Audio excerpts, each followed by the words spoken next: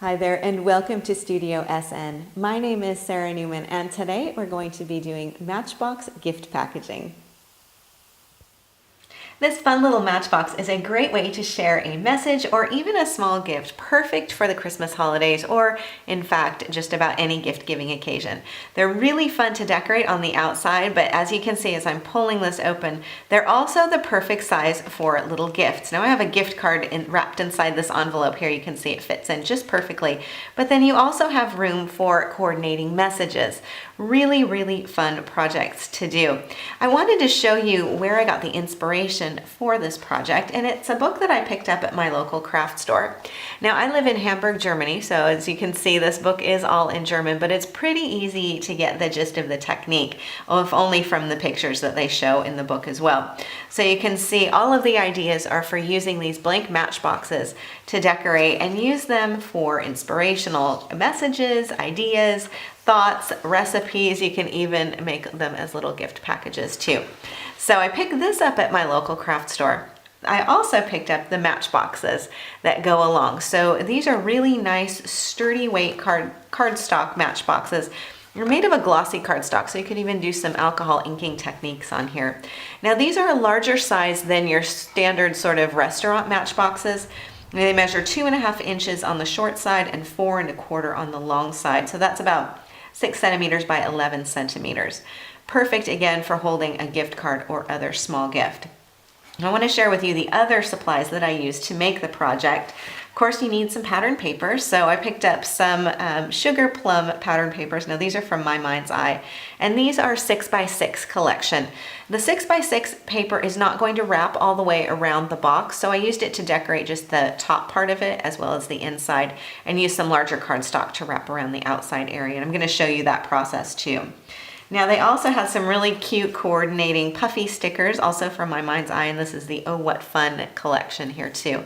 Matches perfectly with these pattern papers.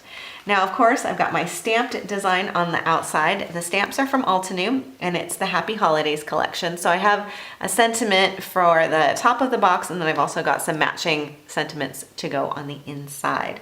So those are the main items that I used on my project.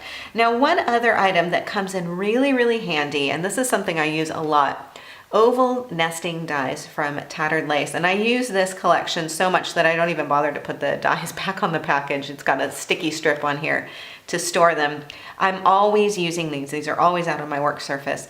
And this is how I created this layered effect on the top. So I'm able to get perfectly nesting ovals really simply die cut and ready to go. So these are the main supplies that I use to create my little box. Super easy process to do, so let's take a look. Now the first thing I want to do to decorate my box is to wrap it with some red cardstock. You can see here that I've got it wrapped all the way around with the red.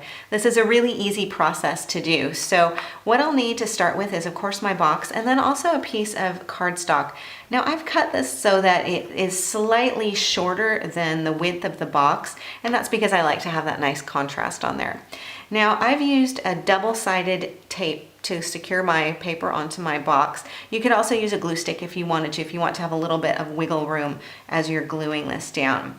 So what I'm going to do is take a strip of this tape and I'm going to place it just along the box itself and then peel off that liner on there. So I'm just starting with one strip of tape. Then what I'm going to do is align my cardstock right where I want it to go, just positioning it so that it is evenly centered. I'm going to kind of tack that down. Now what I can do is flip this over and begin to wrap the cardstock around. Now this is a pretty sturdy cardstock. It's not going to fold quite so easily. So I'm going to use a bone folder and simply score right up next to the edge of the box. And that's going to help my cardstock to fold more easily so that I get a nicer, more crisp fold going around the edges.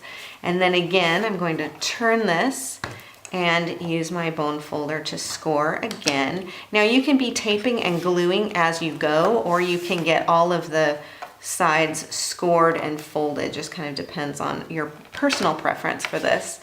Working along the edges and then simply holding this and again scoring, and then to come around to the back, and then you just might want to wiggle it around, make sure that you've got your edges even on here. And then you can add another piece of tape. You could trim this down if you wanted it to be a little bit more centered too. And then you're going to have your box all ready to go like this. Again, if you wanted to cover that seam, you could also do that maybe with an outline sticker, border sticker or something as well. So now I have the outside of my box wrapped and I can get into the fun of decorating it. So to start with, I'm using some of the pattern papers, of course, from that paper pack, and I'm going to start with this little piece that I've cut down to size, and I have that simply mounted up onto a teal cardstock. Now this is really pretty and I like this the way it is. You can just pop it right down onto your box and it provides some nice contrast. But because some of the pattern papers in the set had some gold foiling and gold embossing on them, I wanted to match that. So I took some Versamark and some this is Fairy Tale Wow embossing powder, and edged around the outside of this cardstock. So let me show you how easy that is to do. I'm going to take my little piece of paper and then I'm going to open up a piece of scrap paper. Take my embossing ink pad, and I'm using my Versamark, and I'm going to kind of scrub along the outside edges here so that I make sure I've got ink on all 4 sides. And then I can take my embossing powder and simply sprinkle a bit right into the fold of my cardstock and tap the edges in here. And this is a really easy way to get some sparkle and shine on your edges. So you can see here I've got the embossing powder going around on the side. Once I heat set that with my heat embossing tool, then I'm going to have a piece that looks like this. So I'm able to get some really pretty sparkle and shine on here, and I think it provides just a really nice contrast as well. Then what I can do is pop this down right onto my teal cardstock and glue the 2 of them onto the top of my box. Now the next thing I added on here was some red baker's twine, and I really love baker's twine for lots of different projects, but especially around Christmas because it just adds such a simple touch, but it's nice and bright and colorful too. So I wrapped around the outside of the box with my baker's twine and secured the ends to the top here. And you can see this on my box right here too, because I know I'm going to put this label on the top. I don't need to worry so much about the ends. And then I can get started with my focal piece. So let me show you what I've done with that. Here's where my oval die cuts come into play. Let me move this aside so you can see I've got my red oval. That's going to be my base. I have my striped centerpiece. Now this, as you can see, has some sparkle and shine embedded in the pattern design. I also inked around the outside edge and added that gold embossing powder. Then I also have my stamped sentiment, which is going to be my focal. So you can see where it's important to have your layered dies on here. So I'm going to take my stamped sentiment, put that down, and then put it right on top of my red base piece. Now you'll notice here that I've got some red going on in the stamped sentiment, and I just took one of the Altenew markers. This is one of their alcohol markers, and used the fine tip. This is ruby red, and I've just outlined the letters on that stamped sentiment. Then what I can do, let me bring back in my half-done box here. I can take this and start stacking everything up like so. So it's really just a matter of layering everything together. Then what I can do is add one of my little sticker embellishments on the outside as well, and I had a little bow tied. What about the inside? So on your inside of your box, you've also got some room to decorate. So let me show you the inside that I've already got prepped here. I discovered that with these Matchboxes, you can sort of pull out the bottom portion of this. It's still all hooked together, but this makes it a little bit easier to cover and line the inside. So if you wanted pattern paper in here, you could simply cut a piece of pattern paper to size and pop it down into the box itself. I found that this process worked really well though. So I put some double-sided tape around all 4 sides. And what I'm gonna do, can you see the perforated edge on here? This is where it actually nests right inside.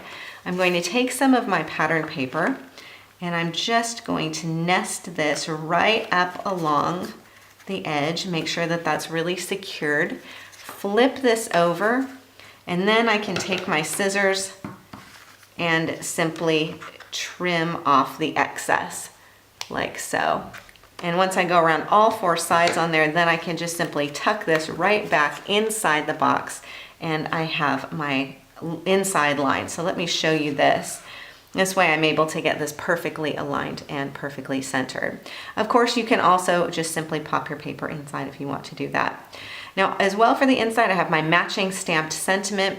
You'll notice that I've got a little red heart colored in again with that ruby red marker. And I wanted to leave a little bit of open space on here so that I could add that bow so that it would all be coordinated. Now this bottom layer is attached with some foam tape. You could really do some cool dimensional things. You could have it be as high as you wanted it to go.